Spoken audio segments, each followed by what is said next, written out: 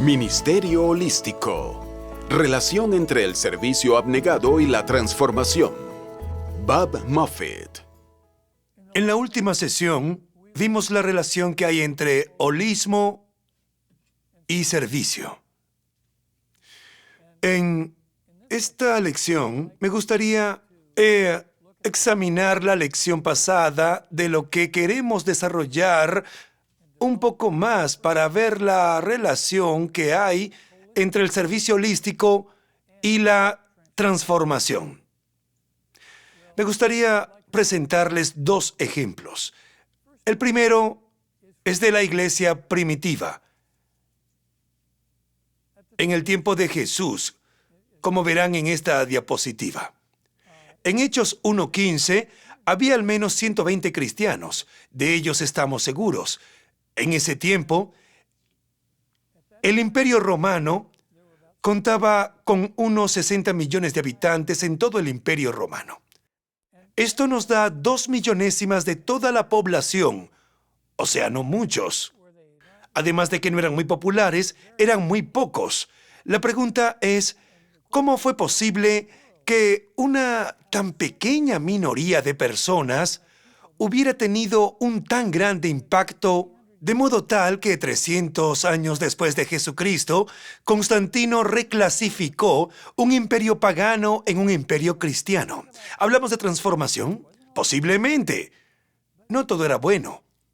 Pero aún así es algo increíble. Rodney Stark, uno de los sociólogos más famosos de nuestros tiempos, historiador, meditó en esta situación y quiso descubrir qué fue lo que le permitió a este grupo pequeño de personas ser capaces de producir una transformación tan radical que él mismo la cataloga como la más radical en la historia temprana de Occidente. Hizo algunas estadísticas. Se asegura que en el año 40 después de Cristo había tal vez unos 1,000 cristianos, quizá 20 millonésimas de la población total. Pero para el año 300, Anno Domini, él estima que un 10.5% de toda la población, o sea, unos 6 millones de personas, eran cristianos. Y si uno mira las culturas del presente, por ejemplo, la cultura estadounidense, vaya, se sorprendería ya que más del 10% profesan ser cristianos. Y si uno mira hacia algunos países africanos que son de los más corruptos, el 50% de la población se declara cristiana. Bueno, entonces, ¿qué tenía este 10% de estos primeros cristianos que les permitió provocar semejante impacto que el emperador terminó por reclasificar un imperio pagano en un imperio cristiano? Rodney Stark identifica las creencias que tenían aquellas personas. Las verán en la próxima diapositiva. Una de las creencias que ellos tenían era contraria a la mayoría de las creencias paganas, y es que estas personas que se llamaban cristianas tenían un Dios que amaba a los que le amaban. Eso no era verdad en la mayoría de los dioses romanos. Los dioses romanos eran muy caprichosos. No les importaba que los suyos les amaran o no. Lo único que querían eran ser adorados. Otra es que los cristianos adoraban a un Dios misericordioso que exigía que ellos practicaran la misericordia. De nuevo, esto es contrario a la idea romana de lo que significaba ser ciudadano romano. Ellos eran conocidos por su crueldad, su gobierno, sus juegos, su política eran crueles. Se basaban en el poder. En esta nueva religión, los cristianos debían ser misericordiosos. ¿Por qué? Porque su Dios era misericordioso. La misericordia en ese tiempo, en esa cultura, era considerada una debilidad. Pero Dios la veía como una fortaleza y exigía esa misma fortaleza de su pueblo. En tercer lugar, en una cultura despojada de discriminación de clases, si un esclavo entraba en una congregación local reunida en comunión, se acercaba a un noble y decía: «Buenos días, hermano». ¿Qué? Tú eres un esclavo, ¿cómo te atreves a llamarme mi hermano? Pero no en la iglesia. La clase alta y la clase baja eran considerados iguales. ¿Por qué?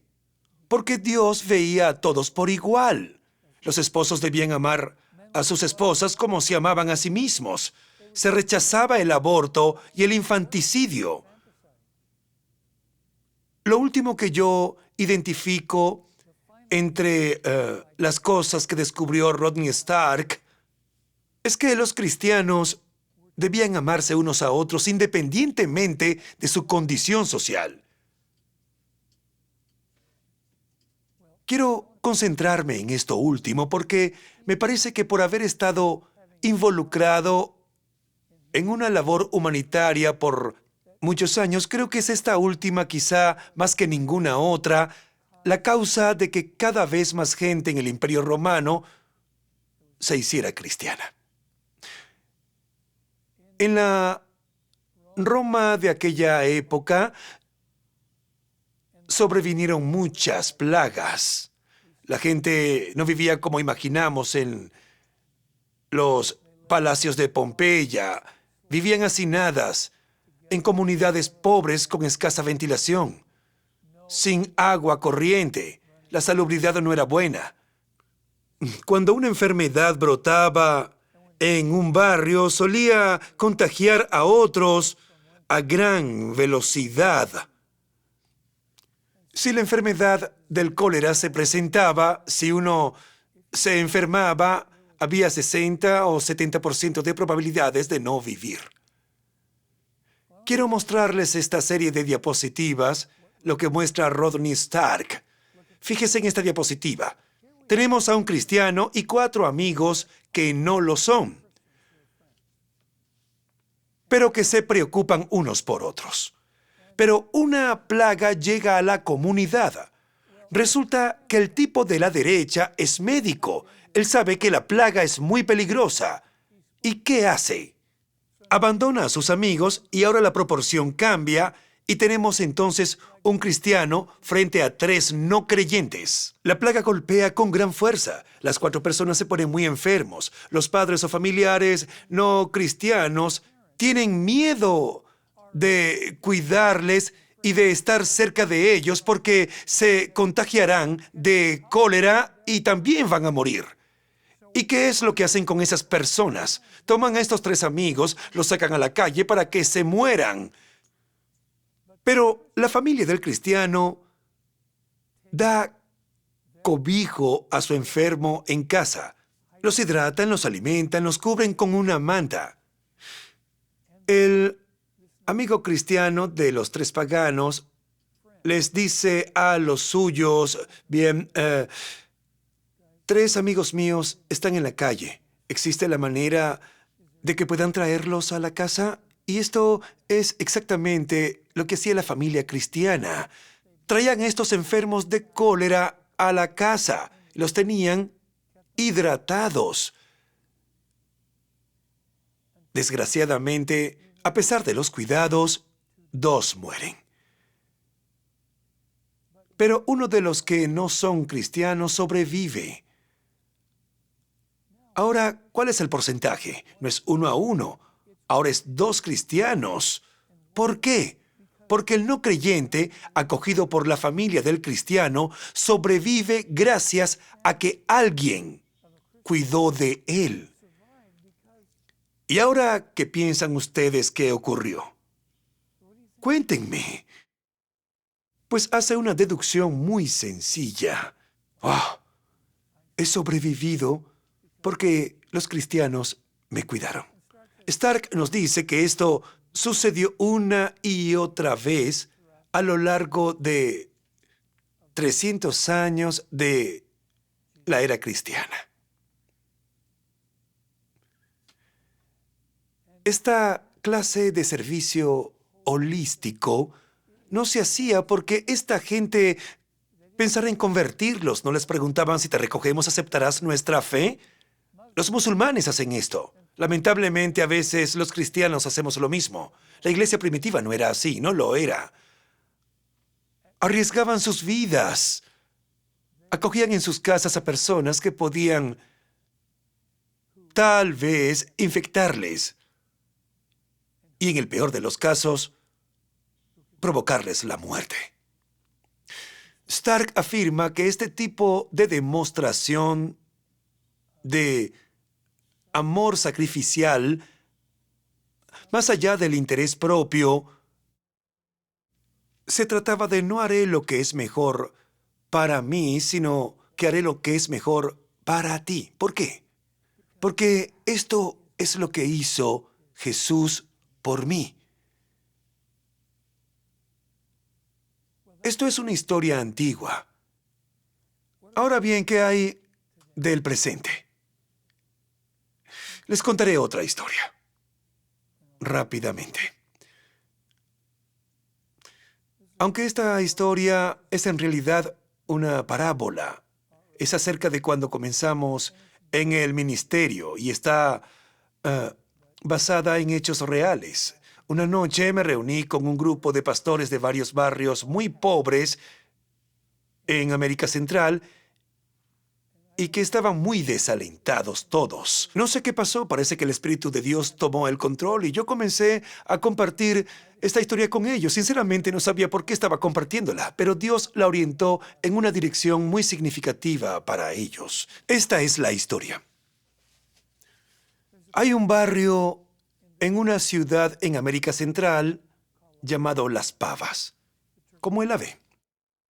Este barrio está en la ladera de una colina porque todo terreno plano ya ha sido ocupado, así que los campesinos que querían emigrar a la ciudad no hallaron un lugar para vivir en esa zona, pero hallaron una ladera desocupada y comenzaron a construir chozas y cabañas. Y este barrio, conocido como Las Pavas, se hizo muy grande. No había salubridad, no tenía alcantarillado, ni escuelas, solo tenía chozas donde vivía la gente. Este joven pastor llamado Juan, graduado del Instituto Bíblico, sintió el llamado de Dios para mudarse con su esposa y sus 2 pequeñas hijas a Las Pavas, para vivir allí, y lo hizo. Se mudó al vecindario. Tenía un trabajo y también pastoreaba, era bivocacional. Trabajaba por el día y pastoreaba por la noche, y los fines de semana testificaba puerta por puerta y ofrecía algunos estudios bíblicos. Por fin pudo impartir un estudio bíblico en su casa, pero con muy escasos resultados. Asistían mujeres y niños, pero ningún hombre. Él tenía la costumbre de despertarse muy temprano.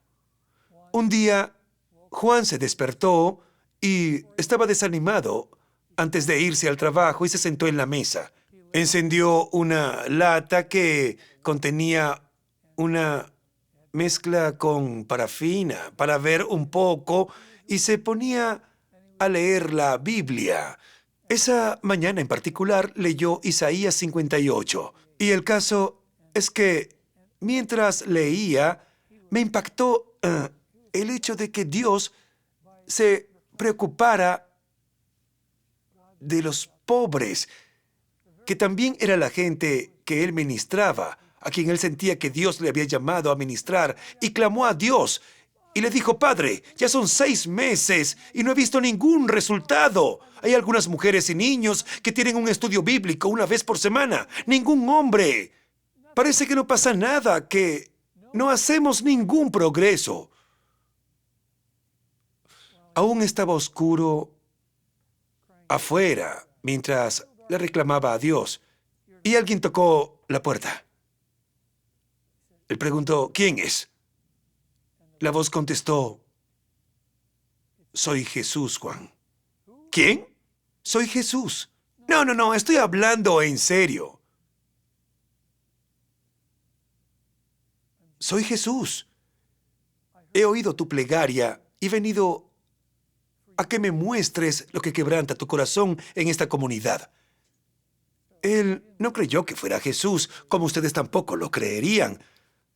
Se acercó a la puerta, levantó la barra de seguridad, Como aún estaba oscuro, no pudo ver quién era realmente, pero la figura que veía le inspiraba mucha confianza y se atrevió a decir: «Si eres Jesús, pasa». Y Jesús le dijo: «No, Juan, quiero que me lleves por el barrio a los lugares que te rompen el corazón». Respondió: «Está bien, pero tendrás que seguirme porque es época de lluvias y yo sé por dónde caminar». Y Jesús le dijo: «Bueno, está bien, te seguiré, no hay problema». Empezaron a caminar por el barrio. Juan señaló una casa, dijo: «Allí hay un caso muy triste, una mujer con varios hijos. La única manera que tienen para alimentar a sus hijos es prostituyéndose en su casa mientras sus hijos están allí». Siguieron caminando un poco más. Como estaban al lado de la ladera, señalaba hacia arriba y hacia abajo. ¿Ves esa casa de allí? A veces por la noche la mujer y los niños gritan cuando llega su marido. Él es un alcohólico, se pone a golpearlos y a gritarle a su esposa y a sus hijos. Yo quisiera con todas mis fuerzas bajar e intentar rescatarles, pero yo sé que no puedo. ¿Ves esa casa de allá? Ahí vive el presidente del vecindario. No hace más que prometer que va a visitar a las autoridades para que nos den electricidad y una clínica y un lugar donde podamos recibir algunos servicios. Así que recoge dinero de todo el barrio y lo usa para beber y para estar con mujeres. Juan le dijo: «Jesús, vamos a pasar por un basurero, así que tápate la nariz». Al pasar por ahí, las ratas correteaban entre la basura. Al llegar a este punto, Juan oyó que alguien lloraba. Era Jesús. Era Jesús, que lloraba, y supo que lo que quebrantaba su corazón también quebrantaba el corazón de Jesús. De repente, cuando se percató, sintió que Jesús le abrazó por los hombros y Jesús le dijo: «Quiero mostrarte cuál es mi intención para esta comunidad». Así que Jesús empezó a hablar de transformar las chozas en casas, no con lujos, pero sí adecuadas para vivir. Jesús habló de agua corriente. Y aunque no había agua corriente en todas las casas, sí había fuentes de agua potable por todo el barrio. Jesús habló de la belleza, ¿y sabes qué? Ese basurero desapareció y en aquel espacio aparecieron árboles y flores y niños jugando con un balón. En el mismo lugar que había estado antes llenos de basura. Jesús habló del alcantarillado y aparecieron letrinas comunes por toda la comunidad. Cuando Juan vio todo esto, pensó: «Me gustaría vivir aquí». Jesús le dijo: «Juan, ese es mi deseo para las pavas». «Lo sé», dijo Juan, «pero he vivido aquí representándote por unos 6 meses y no ha ocurrido nada, absolutamente nada». Jesús respondió: «Yo puedo hacerlo». «Jesús, claro, yo sé que tú puedes hacer cualquier cosa». «Juan, esto es lo que quiero que hagas. En el próximo estudio bíblico, quiero que digas a las mujeres, a las 12 mujeres, que guarden cada día un puño de arroz y lo pongan en un recipiente aparte y una cucharada de azúcar cada día para guardarlo en otro recipiente. Y todas las semanas, cuando las mujeres lavan, vas a cortar un pedazo de la barra de jabón. Luego, cuando las 12 mujeres vengan el domingo, que traigan lo que han guardado y lo pongan todo en una canasta. Luego quiero que lo lleven no a ti. Quiero que tú le digas a las mujeres que lleven la cesta de arroz, azúcar y jabón a una mujer de la comunidad que no me conozca y que le digan que yo las he mandado». Él, pues, respondió, sí, señor, es una buena idea, pero no para producir ese tipo de cambio. Juan, óyeme, ¿quién soy yo? ¿Tú eres Jesús? Juan, ¿recuerdas que fui yo quien multiplicó los 5 panes y 2 peces para dar de comer a 5.000 hombres más mujeres y niños? ¿Ah? ¿Lo recuerdas? Sí, lo sé, señor, pero... Juan, ¿quién soy yo? Pues Jesús. Juan, ¿recuerdas que fui yo quien dividió el Mar Rojo para que el pueblo de Israel pudiera pasar? ¿Recuerdas que fui yo el que dijo a Moisés que golpeara la roca y diera de beber a todo el pueblo? Jesús, pero Juan, yo soy el mismo de quien tú lees en la Biblia. Yo empezaré a hacer todas esas cosas. Yo traeré transformación a las pavas a medida que mi pueblo en las pavas comiencen a amar a sus vecinos con sacrificio. Juan oyó el canto del gallo. Miró alrededor. Estaba sentado a la mesa. Se había agotado la parafina de la vela y la luz se había apagado. El sol se asomó por el horizonte y oyó a su esposa y a sus hijos toser detrás de las sábanas que separaban el dormitorio de la pequeña sala de la cabaña en que vivían. Miró a su alrededor. ¿Dónde está Jesús? No estaba allí. ¿Fue acaso una visión? ¿Fue eso un sueño? Juan no sabía cómo, pero sí sabía que había tenido un encuentro con Jesús. Y ahora tenía un entendimiento totalmente nuevo de lo que significaba ser pastor. Significaba capacitar a su gente para servir. Para concluir, me gustaría pedirles que veamos algunos versículos realmente importantes. El primero es Colosenses 1:20. Ya lo hemos mencionado, pero es importante que lo leamos de nuevo. Colosenses 1:20. Y por medio de Él, de Jesús, reconciliar consigo todas las cosas, así las que están en la tierra como las que están en los cielos, haciendo la paz mediante la sangre de su cruz. Este es el propósito de Dios. El propósito de Dios es que la reconciliación de todas las cosas arruinadas en la caída no solo sean conocidas, sino que también ocurran. Este es el plan de Dios que en efecto se cumplirá. Ahora, volvamos atrás, vayamos a Efesios 3:10. Y con esto concluimos.